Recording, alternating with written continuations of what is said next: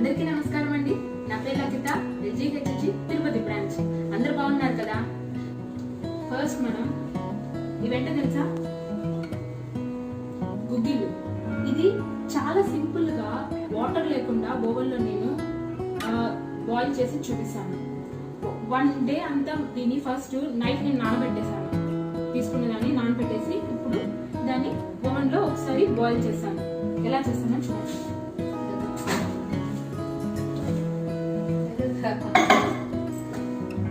Bowl అలాగే పెట్టేసి micro mode లో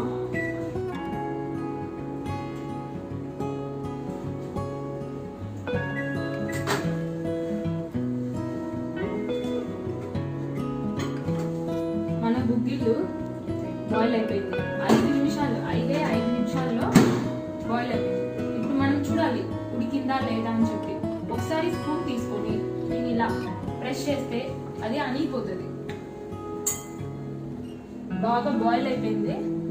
చూడండి వేడిగా ఉంది, అయిపోయింది. నెక్స్ట్ స్టెప్ ఏంటంటే మనం గుగ్గిలు ఉడకపెట్టుకున్నాం కదా, ఇంకా పోపు పెట్టుకోవాలి. పోపు పెట్టుకోవడానికి నేనేం చేస్తానంటే నెయ్యి వేసుకొని నెయ్యిలో ఫస్ట్ నెయ్యి వేడి చేస్తాను.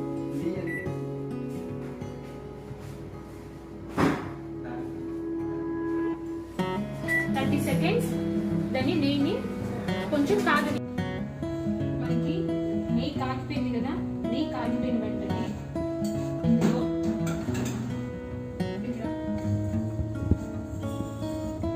పోపు వేసుకోవాలి. పోపు వేసుకోవడానికి ఆవాలు, మినపప్పు, తర్వాత ఎండుమిరపకాయలు, కరివేపాకు అన్నీ వేసేసి ఒక్కసారి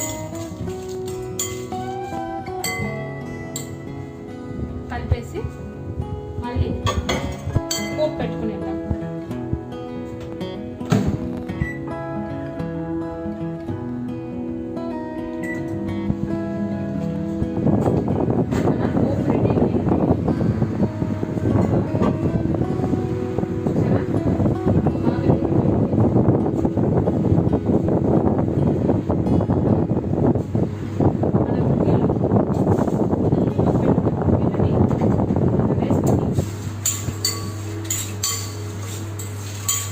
ఒక్కసారి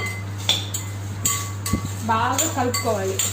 ఎందుకంటే దీంట్లో ఆయిల్ అనేది అన్నీ, కారము ఇవన్నీ కలిపి, ఇంకా దీనికి కొంచెం ఉప్పు యాడ్ చేసి ఇంకొకసారి ఒక 3 మినిట్స్ కానీ 4 మినిట్స్ కానీ మనం వేయించుకునేస్తే మన గుగ్గిళ్ళు తిన్నట్టే.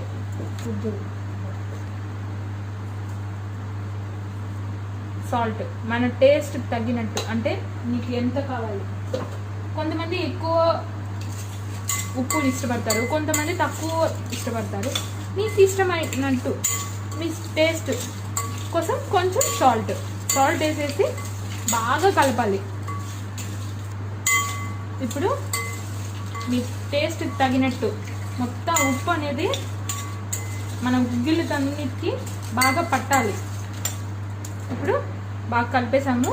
ఒక 3 నిమిషాలు కానీ 4 నిమిషాలు కానీ మన ఓవెన్లో మైక్రో మోడ్లో మన 720 వాట్స్లో 3 నిమిషాలు.